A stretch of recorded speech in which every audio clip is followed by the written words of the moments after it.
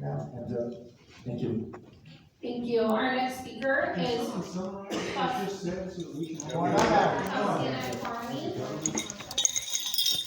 by John Gentile. I don't have this. Good evening.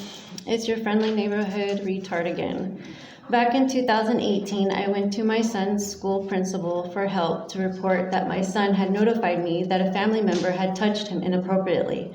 I asked my son, "Did you tell an adult in the family?" But he went to the wrong adult in the family that was being investigated for molesting his own daughter. My husband gaslighted me into not telling to go to the police, but I knew I had to do something. I believed my son because I too was sexually assaulted by a different family member that I was still trying to heal from. I called my son's teacher and told her everything I knew. I told her, and then she told me to go to the principal. My son was scared and didn't want to talk about it in school.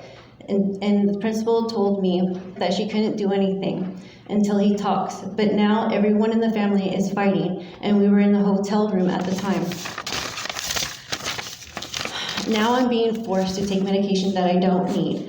That's why I protested with red paint, hand-painted, handprints, and chalk writing on the sidewalk and walls in front of the school district for my boys to see and to show my boys that I was still fighting for them.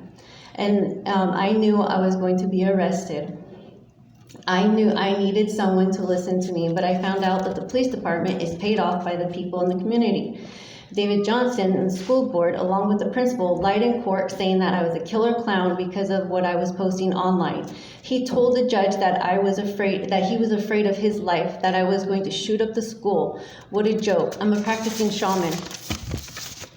By the way, whatever I'm doing, I'm posting in my documentary and will be posting on YouTube for my boys. Children aren't speaking out because of fear of more abuse, of victim shaming. Make it make sense. I know I don't deserve this treatment. Whatever's done in the dark will come to light. I love you always, my boys, until we meet again. Thank you. Our next speaker is John Gentile, followed by Chris Evers.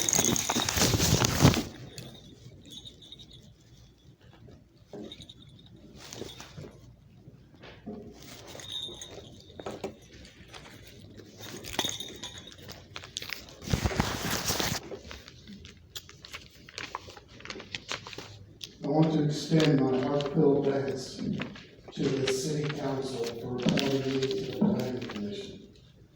This honor is unexpected and deeply humbling. I assure both the City Council and the citizens of Westminster that I will give nothing less than my full effort and dedication to serving the Commission.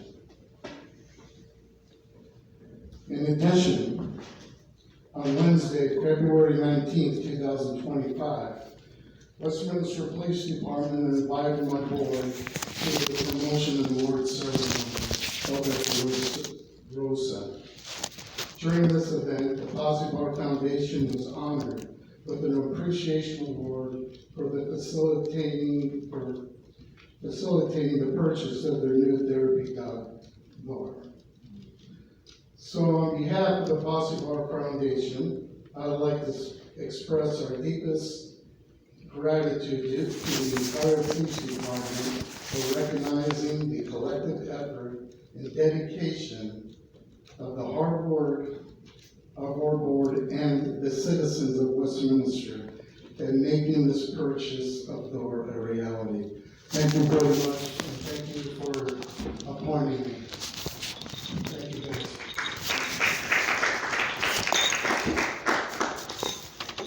Our next speaker is Chris Egger, followed by Debbie Johnson. Good evening, Mr. Mayor, Mr. Vice Mayor, members of the City Council, the attorney, city manager, or public safety manager. I've said to this council before, as part of policy formation and forward here in the city, as a way to bring somebody who professional protect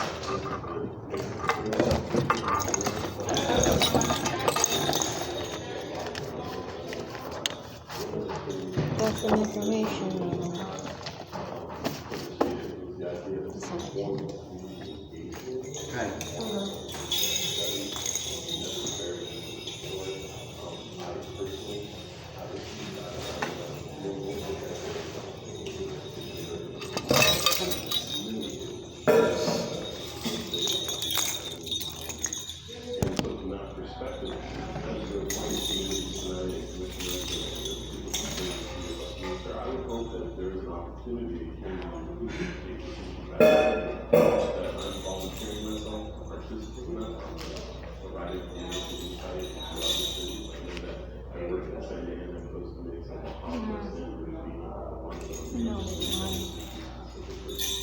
So, I should encourage that, and also would hope that in this administration, you take it out, and move forward as a member of top management to apply the desire to based upon very well. There's a great study, a great jury study that the city of San Diego that will give you insight into the benefits of agency permit. So it's not forward to other fees and so I think it would be good, but also from a perspective that there's benefits for law enforcement. You know what the stuff is at the very front? This one? At the very front, is it the same? Oh, At the front there, inside, is it the same stuff? oh, the wires do you put in the speaker? You know what, I'm not sure, I believe so, I think it's only those two over here. Okay. Yeah, I don't think it's all of it, to be honest with you. I haven't really checked.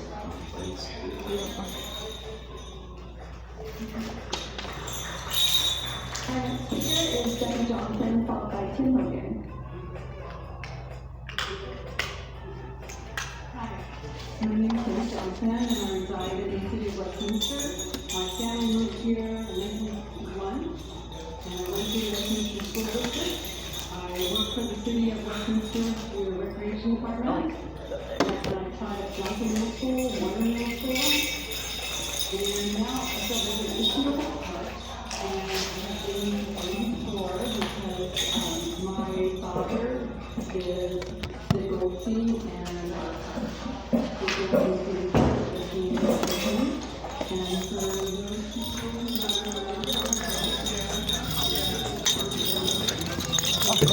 Thank you. Cảm ơn quý vị đã Thank you too. ủng hộ cho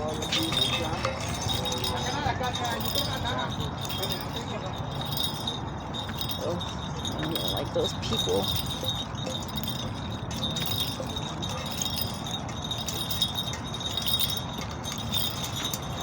Okay, boys. I'm gonna go and see if I can see pool. To make myself feel better. Let's see.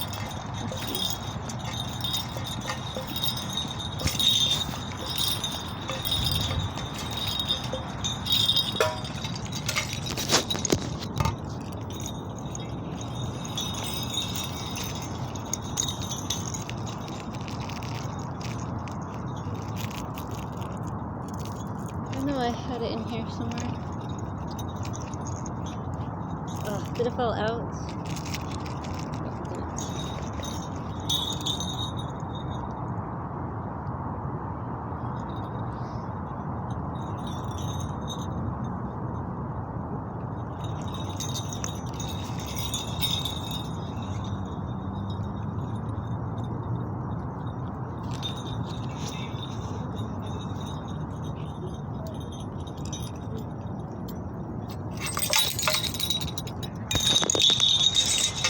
Hi, I'm recording.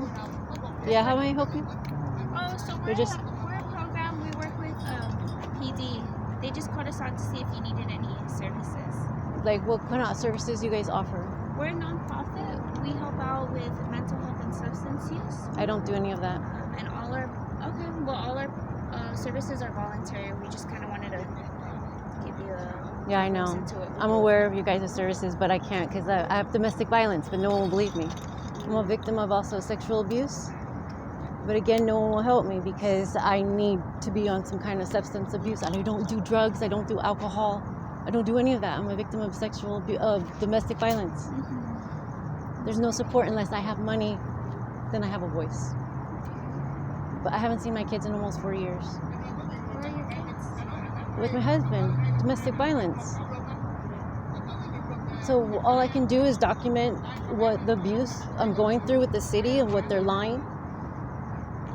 We could make a case for, like going to the crisis unit because of everything that you're dealing Well, with? I've been to the Yes. crisis Oh. unit, but they're forcing me to take medication. Oh, well, that's probably I not can't take affecting medication. you. It's against my heritage, my beliefs, because I need to be heard first. Why do I need to take medication when I'm the victim of abuse? Right, it would just be to have someone to talk to about all of the stress. And I've been everything, going to the wellness center and I therapy, but since Okay. my problem is missing my kids, because every Right. day I wake up, I don't have my babies. They're already 19. One of them going to be 18 already. They're brainwashed from their dad that I have a mental illness. So now if I see them in the street, they're going to be, I can't see you. Something's wrong with you because the judge told you I had to take pills. Because he said, he even went to the cops. I went to the police department and told them, like, please help me. I'm scared. He has a gun now. Like, he's threatening me. And he called the cop. He told the cops. He told 911 that I had a gun and I was going to kill myself. A fake fight in 911. My mom was there and everything. And I went to the police department. Please help me. He's going to put me in a 5150 hold. Sure enough, they did. Because I was crying to the police. And they're like, go take it to the judge. Wow. So now the judge has it thinking that I have a mental illness when I'm trying to speak out about the abuse. I've been monitoring it. I've been documenting it. All I can do is just wait and just until these people tell the truth. Yeah. But it's not like that's going to happen anytime soon. Sorry. So meanwhile, I have to cry and heal the best that I can. But I don't take alcohol and I don't do drugs because it's my ancestors didn't die for me to do and be lazy and sit around and do nothing. I have to fight, and I can't because my voice is being silent. Do you have any support as far as like support groups for people that suffer from domestic violence? Nope. I know there are some support groups out there, that don't cost any money or anything. Nope. They're not suitable for me and they don't fit me. I see. They're all with the church. They're most likely with the church. And then I am trying to get into the Native American clinic. Okay. So I've been going to their meetings, but their meetings is the same thing with the religion thing. I can't be it's just too hard for me because I'm not a religious person. I'm a spiritual person that has beliefs that I need to be heard. It's out there. I can't explain it, but I'm rambling on. But you're making perfect sense. it's very hard to get support. So what I do is just I walk around and I try to find people who's willing to listen. And most of the time it's hard because they're on substance abuse and I don't do any of that stuff. But they're like, you give me hope because you don't do any of that. Yeah. So I feel honored that they're saying that I can walk around clean, that they can do the same thing. Like, it's hard. I don't have my babies, but they have something to live for, something, and they don't think about it that way. Like, keep going. It's hard, but like, whatever you do, if you're gonna steal, you're gonna get back karma. You're gonna get what you're gonna get. If you clean up after yourself and know where your get goals, have plans. So that's what I try to tell them. Put them in the right direction. I can show them other resources that might not help me, but it can help them. But right now, there's no resources right now available. It hasn't been made yet. It hasn't been created. It's true. So I'm in the process of doing that, but in the meantime, I have to pay child support, or I'm going to jail, or it's getting to that point right now that I owe $1,200, and they're gonna put me away. I don't have a job. I can't cry. I have extreme PTSD from him. But for me, as mad as I am, the PTSD just seems like it's laughable. Nothing scares me right now. Only my baby is not seeing me fighting for them. Do you live in the street or do you have a place to stay? I do stay with my mom, but she's abusive. She doesn't believe what I'm doing is right because she has a different culture than I do, and I believe. Are you familiar with in Native American casinos? I guess, yeah, a little bit. So she only had us, like kids, to get the casino money. Casino babies. You get money, royalty from the Native tribe. So she only used us to give money, thinking that when we get older, we're gonna fend for her, like take care of her. But she didn't take care of us when we were little. So I'm dealing with that. So as a Native American, even though my mom is abusive, and very meanful and hateful. She's the only mother I have, so whatever I do onto her, it's going to be onto me. So I have to respect that she has healing childhood traumas. She's very meanful, very hurtful to me, but I have to take it as, turn it around, like if she triggers me, then I gotta work on myself. I gotta do it for my kids. That's all I can do is just like laugh at it. Like, okay, she don't believe in me. She wants me to go prostitute myself because that's the only way that I think I can get money. Like there's better ways, there's other opportunities that I can get money. I don't need to do that. And like there's other ways. So do you receive any income, like Social Security? No, I'm working on it. Okay. But to me, I got to do the computer work, and that's a problem with me. The computer work, I have so like the frustration and anxiety from just going on the phone. Like forget it. I can't go on my phone. I'll just do the YouTube music and go walk around. I can't go on social media. I'll post, but I can't go and talk, and I don't have time for it. I want my kids. That's all my mind is on. Yeah, you could use some help with applying. Yeah, applying. So that's what I'm working with, like trying what I need. So I got the health evaluation, I got the doctor's note and stuff. So when I go there, I have my things, and I did get food stamps. Oh, good. So the problem with that is that someone hacked into it and I guess stole it too. So there's a whole process with that. So I have to call again because I think it got stolen, or not stolen. I have the card, but when you go to certain stores, they will hack into your account and take all the money. So that's another fraud that I have to deal with on top of this whole situation. So it's like, you know what, I'm learning still because I was helping out. I was a president for the PTA for 4 years with my son's school, and I was helping people, you know, in the community because that's what my kids are doing. So I'm like, I'm going to do this. And then I also wanted to do council on my tribe. So this is a way of helping people in the community. And for my ancestors, it's a big blessing to help out and then go to tribal. So that's what my goal was to do before my dad died. That's what we were planning to do. And he passed away. That's why I come here, because he passed away in the city. So I feel like, and all this crime happened. I was a big volunteer here. So now in Westminster. So I feel like either way, they brought me down. I have to speak up and be like, no, you can't break me down. Like, I was fighting for something, you know, like I still have a voice. Why are you silencing my voice when there's help? There needs to be some kind of revolution, some kind of problem solving instead of money just being thrown around. Money can't fix this. But I can't, my memories of my boys going to the parks, they're changing all the parks. That's what I wanted to be involved with. And then in the soccer field, the baseball, what happened to the baseball field? Like, my kids grew up around here. I took them everywhere to the park, you know, like the school time was for me being the PTA, being like everybody, being around all the kids. So my boys didn't see me as a mom there. They saw me with everything. But after school, it was just me and the kids. So we did everything, you know, we planned. I loved being a mom. That was the best thing, is being a stay-at-home mom. That's the one thing that, even though my ex-husband, he did what he did right now, I was able to be a stay-at-home mom. But I let him cheat on me. I let him do all this stuff on me, but I couldn't get out. I tried to get out. I tried to get out of this relationship.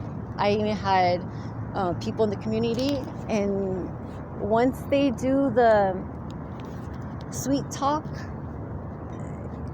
no one's gonna believe me. It's hard. It's hard. They start sweet talking to people and be like, oh no, she's crazy, and it's like they turn it around. And it's like I'm living my worst nightmare right now without my babies by my side. So I have to find every night. How many kids do you have? I have 3 boys. How old are they? They're already 19. One's gonna turn 18 and 14 already. Oh, wow. Already old.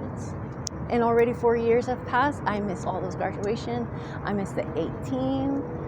I'm gonna have another 18-year-old soon.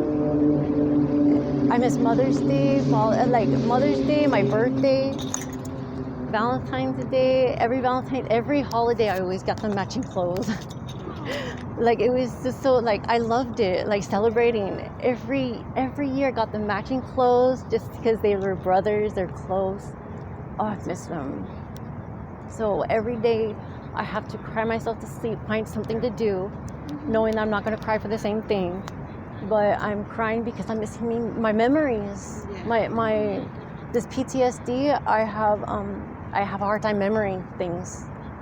I don't want to see what's on the calendar. I don't want to see what day it is because it's just too hard. So I have to fall asleep a different way. But I can be up 48 hours, 3 days. But it is beautiful. I am taking the moment because I see the sunrise and sunset. So I'm like, well, it's a lot to see. It's a blessing, but it is tiring, and I can't sleep. Yeah, like the fear of me waking up again without mom, cook me this, mom, like, sorry, that's difficult. He took that away from me. And these teachers and principal that I rely on, especially the school, I feel a bit betrayal on the school district. Because I told them and I warned them, the school district, and these teachers that I worked with for 4 years, I did a lot. I was Clifford the red nose, like Clifford the dog. I did the book fair for the kids because I couldn't read when I was little. So when I did that, I did the book fair like super fancy. But yeah, so your kids like, carry those memories too. I'm hoping that's true. I'm hoping, but I haven't. I don't know yet because I'm still in the process. Are you receiving any counseling right now? Just from there and whatever I'm seeking. But so far, it's very hard to find counseling. So far, it's just a city, and wherever I'm pursuing, like I'm signing up, and then whatever they call me back. Yeah, the different groups that you're in. Yeah, different groups. So I'll go, and even if I don't have like, I did go to an AA meeting because someone invited me, but I don't go. But it's good to hear other people's, why did they started drinking for, and give me encouragement on what made them heal. Like, I don't do it, but I mean, it healed them in a different way, so maybe I can do it. Do you have any family history of alcohol abuse? No, my dad, Husband or anything? my husband was a big alcoholic. Because, Al-Anon can be a really good support. That's for family members or, loved ones of people that abuse. So that can be, it's a lot like Alcoholics Anonymous, but it's for people who have family members that were the victims. The actual alcoholics. Yeah, that's what I figured I need, because the Alcohol Anonymous was kind of triggering me, because my husband would come home drunk all the time, or I wouldn't see him, and I'd be like, come home, or he'd come home and he'd be mad at me, like, what the hell did I do? Nothing was good enough, and it was so mean. He would trigger me, and when I went to the AA meeting, like, I was helping out a friend, and I don't have a problem with alcohol, but I experienced with him.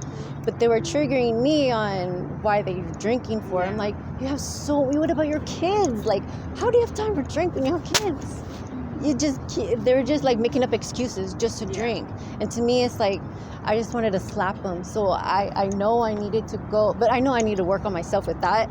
But just hearing that, it's like, is that what my husband was thinking? Yeah. So I know I need to go to another, like what you said. It's helpful to get some insight into the other side of things. Exactly. So I was getting a different point of view, but in the same time, it was like, I'm living that. I was living that, and I was living that, and I got out.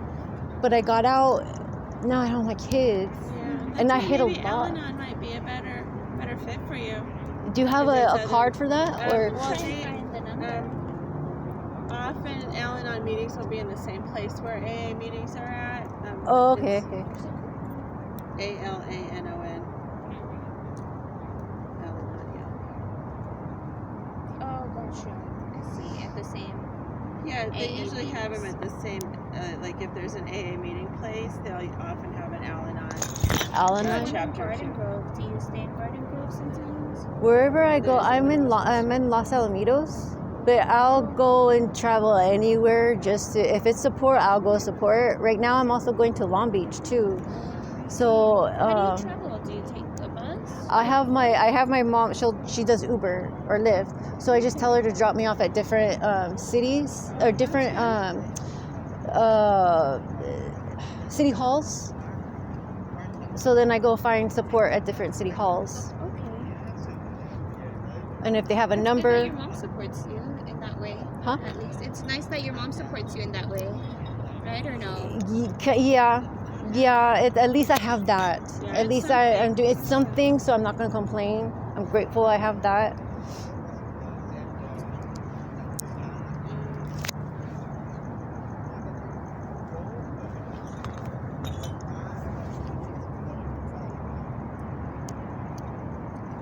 They have a website.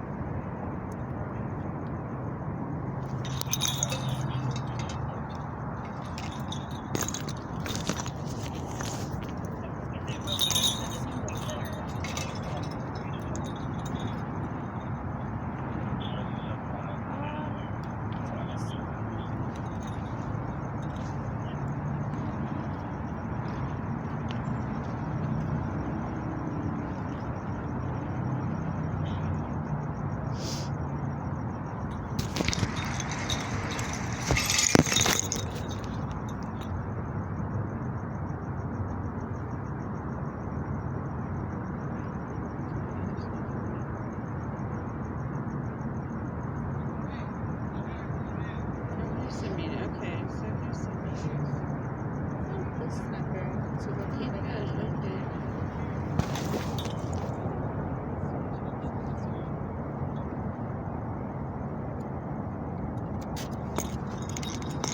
Thank you.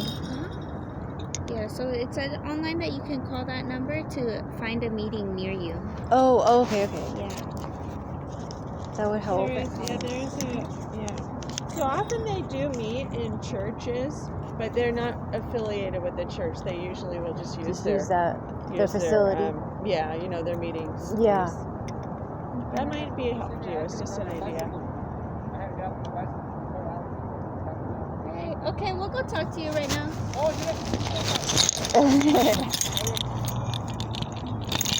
And I'll give you our number too if you want to call us out again. Okay. Maybe to help you out with more resources. Okay, or if you change your mind to come to our stabilization unit, we could also do that. And where's your stabilization? That's in the city of Orange. It's a Oh, okay. 24-hour stay. It's just a place where you could stay, take a break from whatever you have going on. People use it as a way to calm down. And there's a doctor there on site that can see you as well. Yeah, I know you said you don't like taking medication. They won't force you to take medication or anything like that. It's a voluntary service. Yeah, but up to you. Okay. Yeah. Thank you. Yeah, I haven't seen the other doctor too. My primary care doctor and everything. Okay, that's So good. I know like everything is okay, healthy wise. I just need to stop crying. I just need to find another process some things and heal and try to make something out of this. Because there has to be some kind of support. Because there's nothing. Yeah, absolutely. There's no hope for me right now. So I have to go and do something about that. I don't know how. Yeah, a lot of times, like you said, alcoholism and domestic violence go hand in hand. Yes, it does. I'm just thinking that, in an Al-Anon group, there's going to be other people that have trod the same path that you are on, and they just might have some ideas for you that you haven't thought of. It just might be a starting point. Yeah, I'm hoping that they have some kind of resources that help them understand to get your kids back or they might get justice. Yeah. That's all I want is justice because my life is totally turned around. Do you have any contact with them? Nope, zero. Nothing. I'm not allowed to. So I don't know. I even called the police and do a wealth check and nothing. It's a lot of grief. Yeah, I'm alive, but I'm not. It's kind of hard to explain. But it's like when I see them again, they're gonna have facial hair or something. I had my son at 19. So I don't know if I'm a grandmother or not. I don't know if I'll ever see them. But that family really destroyed me. I don't know how to heal from that. I still feel dirty inside. So I just, no medicine in the world can fix that. Only you can fix that, you know. So I have to tell that to the doctor, but they're not gonna believe. They don't believe me. They want their money. So I have to laugh and use something else to comfort me and be like, it's okay, it's life, you know. I have to do something with it. And I can't waste my time because my ancestors did a lot for me. So I have to be grateful and be blessed about that. Thank you for talking to me, and hopefully change, you know, some change will come. Oh, what was your name again? I'm Leslie. Leslie? Melanie? Nice to meet you. Your name is Faustina? Faustina? Faustina? Mm-hmm.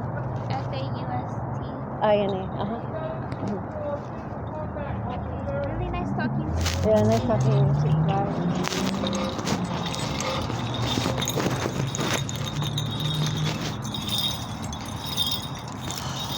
Oh, I don't want to see my dad. Oh, my dad makes me feel better. I miss my voice so much.